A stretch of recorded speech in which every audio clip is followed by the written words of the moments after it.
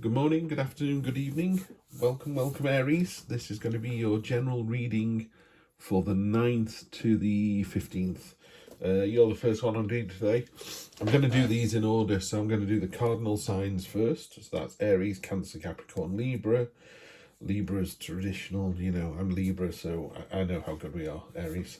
Then I'm going to do the fixed signs, Aquarius, Leo, Scorpio, Taurus. You guys are stable and persistent. And then I'm going to do the mutable signs, which are Gemini, Pisces, Sagittarius, Virgo, adaptable, flexible, versatile.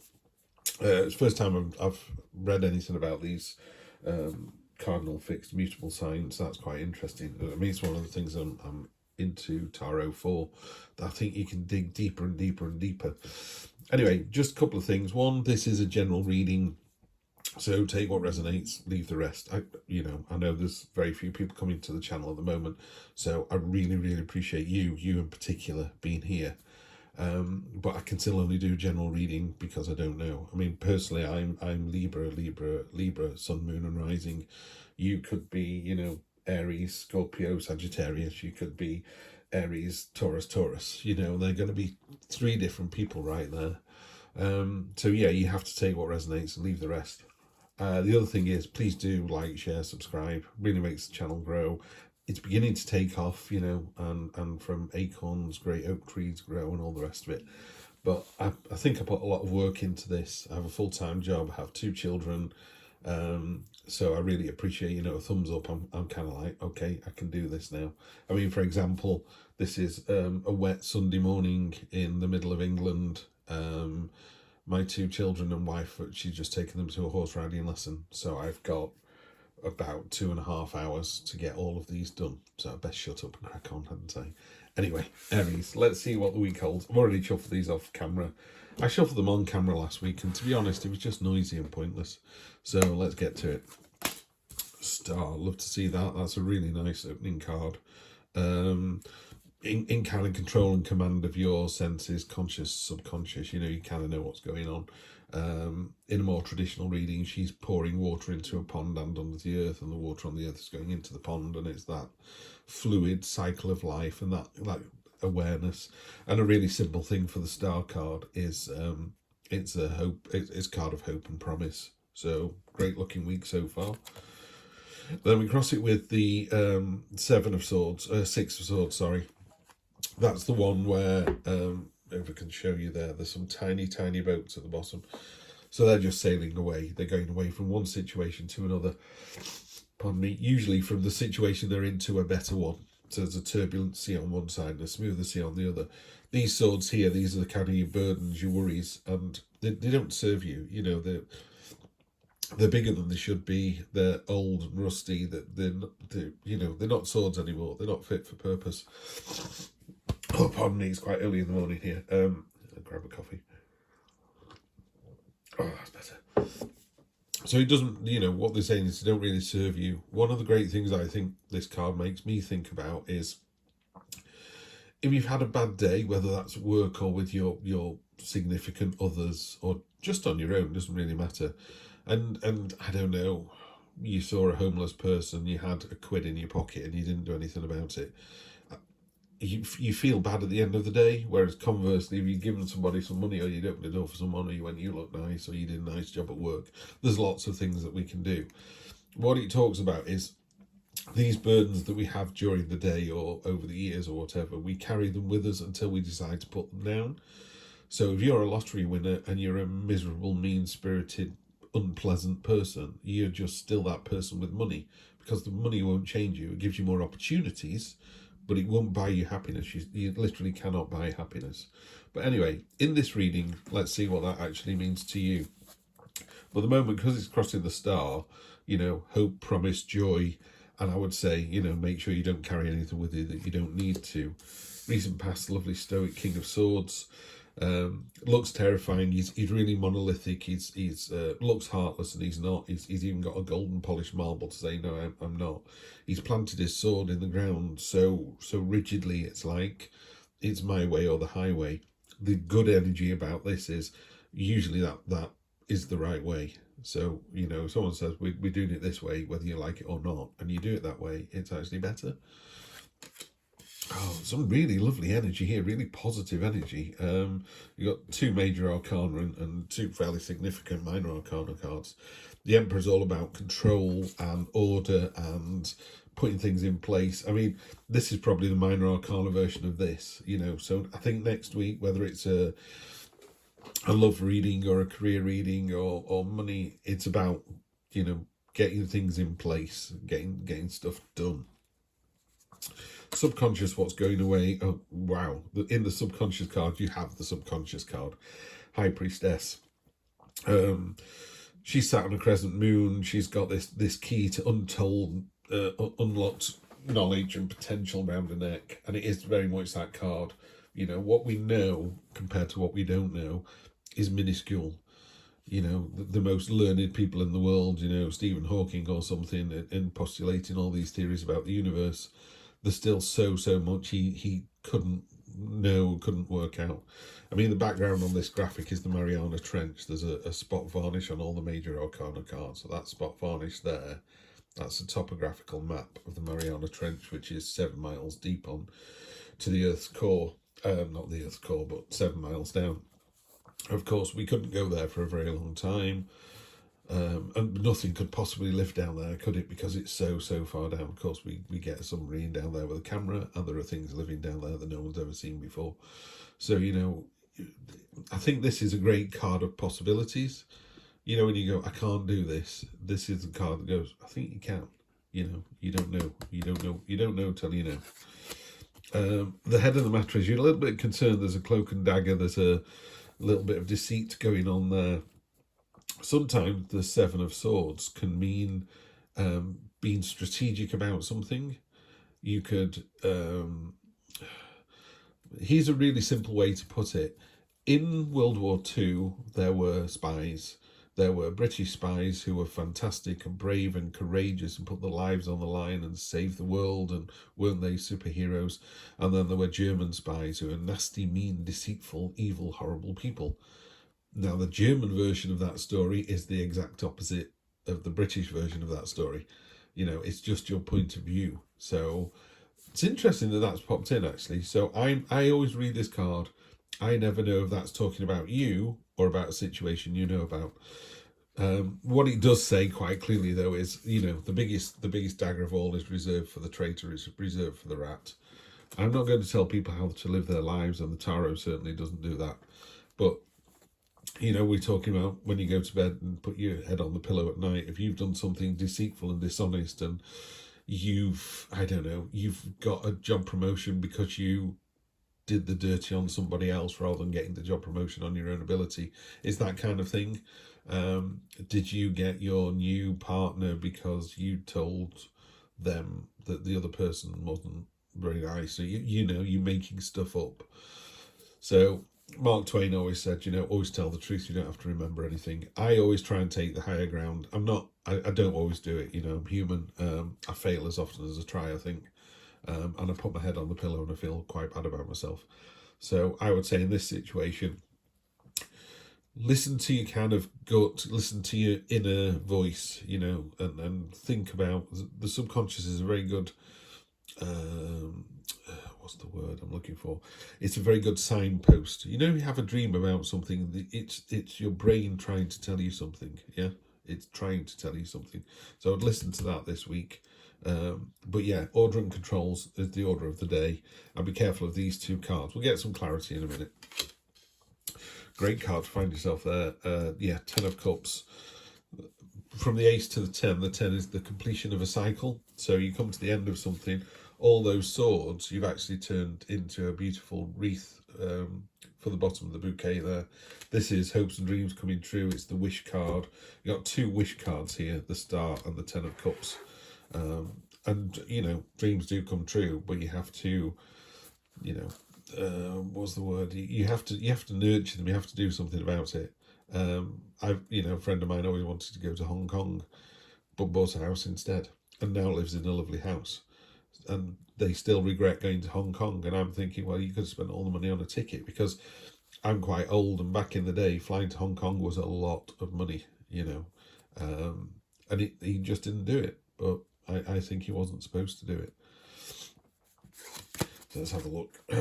This is external influences, sorrow, misery, loss. There's another reader who does Libra only, called Ashley over at Libra Land 1010. So big shout out to her. She uses one word that I think is so good for this. She says lack. This card is about lack. So a lack of energy, a lack of positivity, a lack of being able to see the sunny side of a situation. You know, it's a real self-pity card, this one. So I think you've got lots of hopes and dreams here. So don't let the pity kind of come in next week. No, there's no need. Your hopes and fears are, will there be a triumphant victory? Yes, there will. Yeah, you know, the lion's eaten the hunter, so it's the end of hostilities. Everyone's really pleased about it. The only thing this card does do is it talks about it's a victory, well done, celebrate it, and then move on to the next thing. Don't sit there going, do you remember that time I did that? It's like scoring a goal in a football match. Don't keep running around the pitch going, I'm awesome, I'm awesome. It's like, yeah, you are. Now get back on the pitch and do it again. Hang on, the other team's trying to score because you were a man down because you're dancing on the sidelines. That's a really good analogy, actually. So, yeah, you've just scored a goal. Take the applause, run around quickly, and then get back into your position because it's about to kick off again. Literally kick off. Man, I'm on fire this morning. The outcome. This is really what's happening here, Aries. Is you're letting these cards here infect the deck. You've got to step out of it. You've got more than the ability and more than the promise and the victory that you need. What I would say about that triumphant victory is is also a minor victory. I mean, all victories are triumphant, aren't they? I mean, the idea behind the triumphant one is all these banners behind you. There's a guy in a more traditional Rider-Waite deck riding a horse through a crowd, and everyone's really happy about it. Well, the majority are happy about it. So it's acknowledged. There you go. It's a victory that's acknowledged. It doesn't have to be a big one, though. You know, sometimes people go, I've had a rubbish day today, and then you ask them to break down the day, and you go, actually sounds pretty good to me. And they go, yeah, now I think about it, it was good. So I think we're really guilty of this, oh, woe is me, this lack, you know. So, yeah, this card and this card, the 1, 2, 3, and this one 4, kind of holding you back. This is the 4 of Pentacles. And these are creative ideas. These butterflies are trying to, you know, go off and become. And they get stuck in this web. And even the coins down here have got vines growing over them. You know, money is great, but it's got to do something. You know, a bag of galleons from a shipwreck under your bed just makes the floorboards heavy. It's not doing anything, is it? You know, money is supposed to do things, you know, do some good with it. And I think this card also talks about hoarding, kind of holding on to what you've got. In a more traditional read, again, the man is kind of holding it over his heart. You know, it's like, I'm closed in. I'm not going to love again. I'm going to hold on to what I've got. I'll take 5 out of 10 every day than risking a 10 out of 10 one day. Underlying the card on the bottom of the deck, by the way, the card on the bottom of the deck was 2 of Swords. Clarity, you know, he's got 2 swords, no shield, he's lightly armoured. It's all about rushing in and doing stuff. There's all these messages here that he's cut through. He's read them, but he's like, yep, next, on to the next one, on to the next one. It's a real enthusiastic energy. It's about getting stuff done. It can cut both ways. It can be a bit, okay, hold your horses, you know, you're like a bull in a china shop. But I would take the positive on that, because you've got this really strong positive line down here, and again this one. So you've got 1, 2, 3, 4, 5, 6, 7 good cards out of 13. So you've just tipped it 50-50. I'd be really careful next week of not letting doubt creep in, or listening to gossip mongers, or, you know, just take the higher ground. I always think if you take the higher ground in a week, you know, so next week you take the higher ground, you'll be fine. Let's have a look. Yeah, you will. Okay, it's done it again. Something on your mind, Pisces, Aries. There's something definitely on your mind here. It's interesting I said Pisces, then what was that? So you've got the Knight of Pentacles, heavily armoured, created by themselves, and antlers are stamina and tenacity. And tenacity is a really good word. You know, if someone is tenacious, they're really they're not giving up. You know, a fisherman who is tenacious will land a shark that weighs 5 times what he weighs, and it took him 4 hours to do it, but he just will not give up. You know, that's the energy you want next week. You will not give up. Don't give up on your dream. Sometimes the dream doesn't work out the way we wanted it to, or it doesn't happen as fast, or, you know, I asked for 10 things and I only got 9. And you go, don't, this card here talks about, oh, you only got 9, you didn't get all 10. Whereas this card is like, woohoo, we got 9, you know. Coming second in a race is brilliant, unless you really, really, really want to come first. And everyone else, I always think about this, the Olympics, you know, those sprinters on the line in the 100 metres final, those women are the 10 fastest women on the planet. Even if you came last, you're still the 10th fastest woman on the planet. That's amazing. It's just amazing just to be there.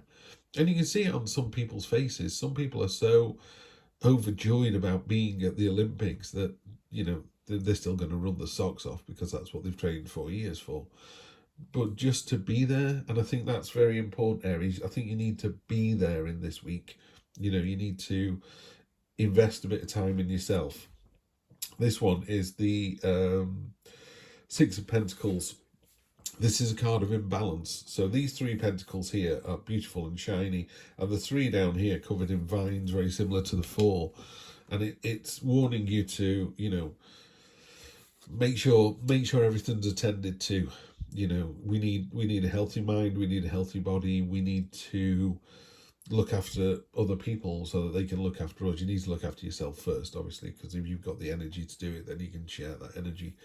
And energy is one of those weird things that it's limitless. It's like the love for a child. You know, if you're a mother and you love your child, you know, a mother will tell you it's an endless supply of love, and energy is the same.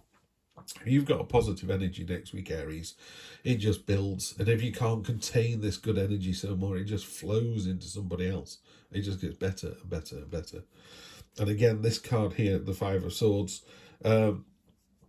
in a more traditional deck, there's a man leaving the scene of battle with 3 swords in his hand and 2 left on the ground.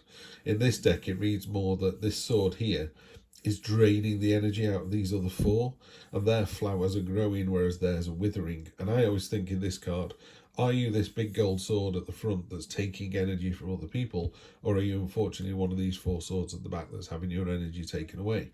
Because what I will say to you is, you can't give your energy away. It can overflow, it can come out of your fingertips and go to other people, but no one can take your energy from you. You know, you have to give your energy away. Yeah. So I would be really careful next week about listening to gossip and not seeing the bigger picture, and also not seeing the victories next week. You might be worth making some notes at the end of every night just before you go to bed. 3 things that went really, really well. Read them the following morning. Yeah, it could be that my breakfast was delicious. The commute was really easy. You know, Dave at work told me a hilarious joke. Just 3 really simple things, so that when the bad stuff kicks in, you can offset it. Because the High Priestess internalizes and thinks about the mysteries. The Star is a card of promise, the 10 of Swords is a card of promise, and the Emperor is a card of control and order and being in charge. Those are the 3 energies I want you to take next week. You do that, you'll have a great week. And don't forget to see those minor victories, yeah? And then don't worry about hoarding, you know, holding on to something. If something isn't working, you need to let it go, yeah? And it'll come back around, or it needs to come back around. In a relationship, you know, if you go, it's not working out with my partner, we need to take a break. Take a break, you know. It'll come back around if it's supposed to come back around. And if it won't and you don't miss them, it doesn't matter. And just keep in mind this energy as well. You've got a real seesaw week coming up next week, because the positive energy of the night is this cutting through the nonsense and the gossip and saying to someone, I don't believe what you said, you're talking rubbish. Yeah. So that's a great energy to have. Really powerful, really strong, leads to a really good place.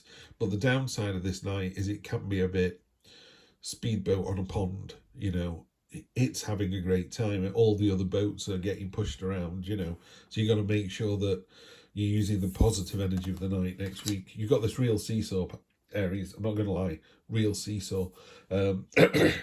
So yeah, just be mindful of the victories and stay in your own power and build that power and share it with other people. All right, have a great week. Do comment, let me know how it goes, and I'll see you next Sunday for more of the same.